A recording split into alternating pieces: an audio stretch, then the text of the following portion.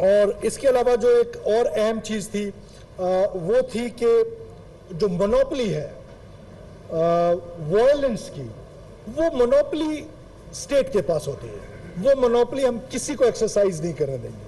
वो political violence हो, वो मिलिटेंसी हो, वो कौम परस्ती के नाम पर हो, वो मजहब के नाम पर हो, वो किसी भी नाम पर हो, या किसी पॉलिटिकल पार्टी के ग्रैब में हो, या कुछ किसी किस्म का वायलेंस है, उस वायलेंस को एक्सरसाइज नहीं होने दिया जाएगा।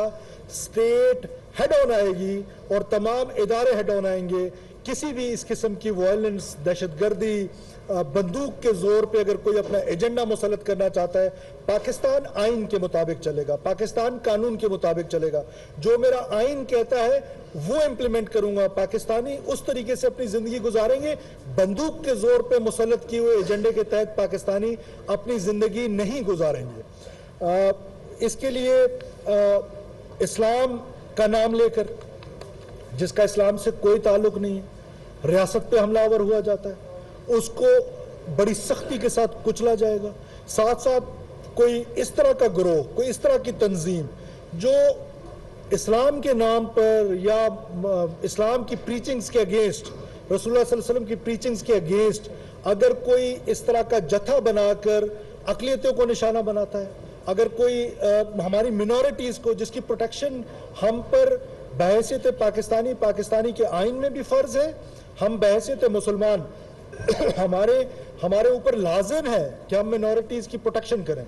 हम किसी ऐसे जत्थे को प्रमोट नहीं होने देंगे इस पाकिस्तान में, और किसी को उन पर, अपनी अक़लियतों पर हमला आवर होने नहीं देंगे। हम उनकी प्रोटेक्शन करेंगे, उनकी इबादतगाहों की प्रोटेक्शन करेंगे, और स्टेट मजलूम के साथ खड़ी होगी, स्टेट जालिम के साथ नहीं खड़ी हो सकती है। और फिर मुल्क में आपने देखा है कि तंजीमें हैं जो कि कानूनी तंजीमें हैं, यूनियंस जिनको कहा जाता है।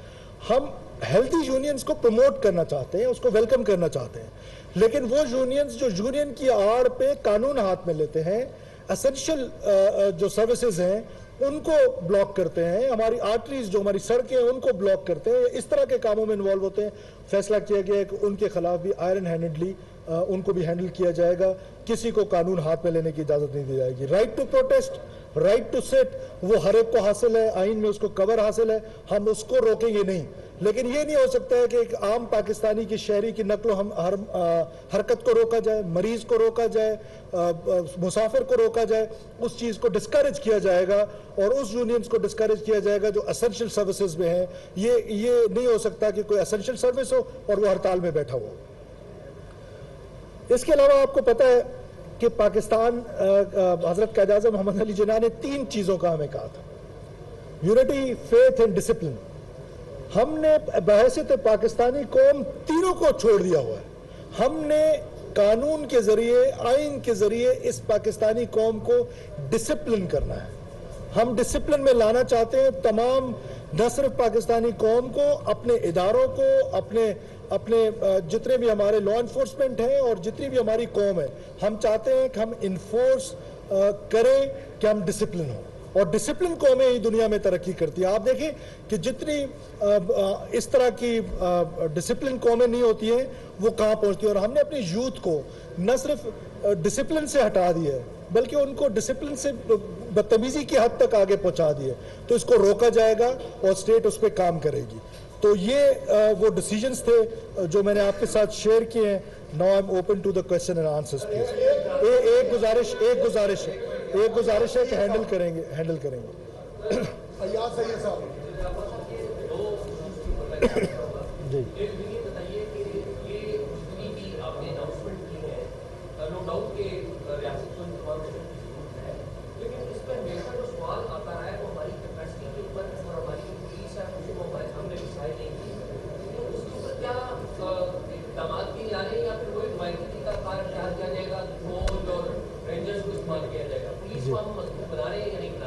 जी जी। नंबर 2 ये बताइएगा कि ये जो क्रॉस बॉर्डर टेररिज्म हो रहा है पाकिस्तान में, और हम देख रहे हैं कि बहुत ज़्यादा अफगानिस्तान की तरफ से आया है, तो आज की जो बैठक कमेटी है उसमें कुछ इस हवाले से फैसला हुआ है कि हम अफगान गवर्नमेंट से कोई बात करें या अफगान गवर्नमेंट को इस हवाले से दोनों। शाह साहब, दोनों आपके बड़े अहम सवाल है। मैं दूसरे सवाल का पहले जवाब देता हूँ और पहले सवाल का बाद में। देखिए, अभी तक हमें जनवरी से लेकर अभी तक हम पर 24 सुसाइड बॉम्बिंग्स हुई हैं, 24 सुसाइड बॉम्बिंग्स। उस 24 में से 14 बॉम्बिंग्स जो हैं वो अफगान नेशनल्स ने किए हैं। अफगानी लोग थे जिन्होंने हम पर हमला किया है। उस पर आप पेशावर मॉस्क का बड़ा वाकया हुआ था, पुलिस लाइंस का, वो अफगानी ने किया। फिर उसके बाद किला सैफुल्लाह में जो वाकया हुआ मुस्लिम बाग में, उसमें से 6 में से 5 लोग जो थे वो अफगानी थे। फिर जोब कैंट में आपको याद है कि हमला हुआ था, उसमें से जो 5 में से 3 थे वो अफगानी थे। फिर जो हंगू में अभी रिसेंटली हुआ है उसकी जो आइडेंटिफिकेशन हुई है वो अफगान नेशनल है। तो हम समझते हैं कि जिस तरीके से शेख हैबतुल्लाह साहब ने एक फतवा दिया है, उस फतवे को भी ऑनर नहीं किया जा रहा अक्रॉस। तो मैं समझता हूं कि हमें बहुत उम्मीद है, हम उनकी बहुत कदर करते हैं, बहुत एहतराम से उनको देखते हैं।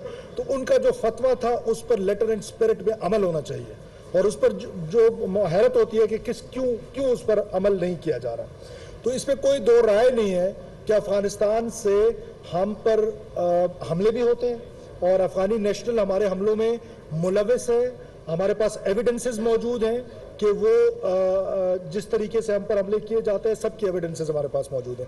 जाहिर है हम फॉरेन ऑफिस इस पर अपना काम कर रही है, वो उनके साथ टेकअप कर रही है। अब पुलिस के सवाल से देखिए, काउंटर टेररिज्म डिपार्टमेंट्स जो है, हमें उनको स्ट्रेंथन करने की ज़रूरत है, और उसके लिए हम जो भी अवेलेबल रिसोर्सेज हैं उससे हम उनको स्ट्रेंथन करेंगे, और अपनी लॉ इन्फोर्समेंट को कैपेबिलिटी हमारी मौजूद है कि हम इस दहशतगर्दी की जंग को, या ये जो एक क्रिएट हुआ है जो लॉलेसनेस है, जो स्मगलिंग है, जो होर्डिंग्स हैं, हम इंशाल्लाह ताला इसको कवर कर लेंगे। अवैस कियानी साहब चैनल से जी बहुत शुक्रिया। एक तो ये बताइएगा कि जो एपेक्स कमेटी में जो अफगान ट्रांजिट ट्रेड रूट की सख्त मॉनिटरिंग और उसको रिव्यू करने के हवाले से भी कोई फैसला हुआ है, और सेक्रेटरी साहब भी देख रहे हैं, ये बताएं कि जो चेयरमैन नादरा जो आए हैं, और अब जिस तरह आपने बताया कि चीज़ की और सारी, तो क्या जो पहले भी इंक्वायरीज होती रही हैं लेकिन उसको डंप किया जाता रहा है, तो क्या वो भी आवाम के सामने लाया जाएगा कि जो इसमें जो शनाख्ती कार्ड जो बनाने में, जो फेक शनाख्ती कार्ड बनाने में जो लोग मुलविस हैं,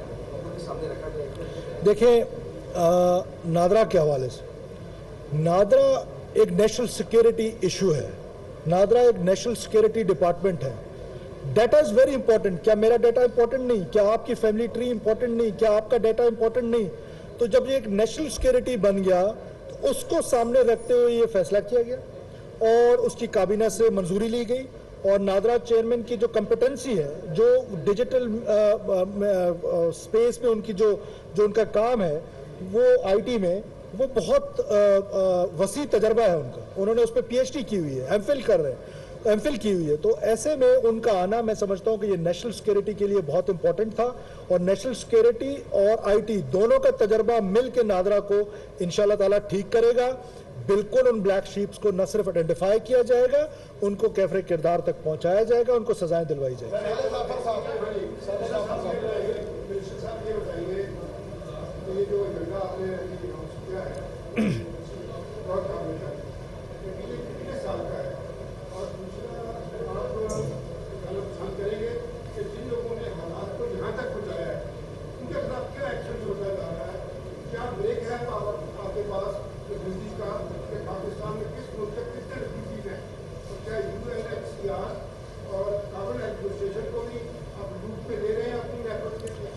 देखिए, जितने भी स्टेक होल्डर्स हैं उन सबको लूप में लिया जा रहा है, और ख़ासतौर पे यूएनएचसीआर का चैप्टर तो वहाँ आता है जब कोई किसी के पास रिफ्यूजी स्टेटस हो।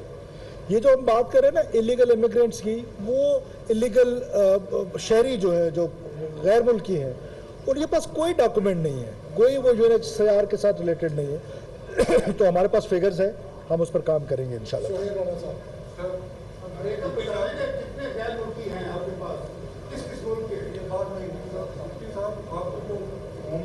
मैं आपसे शेयर कर लूँ। एक्सपीरियंस है, क्योंकि आपने टेररिज्म की बात की है, तो टेररिज्म लिंक है एक और जगह पे। हमारे पास एक मैंने पहले भी आपसे जो प्रीवियस मिनिस्टर उनसे भी पूछा था, तो चीफ साहब से भी पूछा था, तो क्वेश्चन यादेव का है नंबर 1।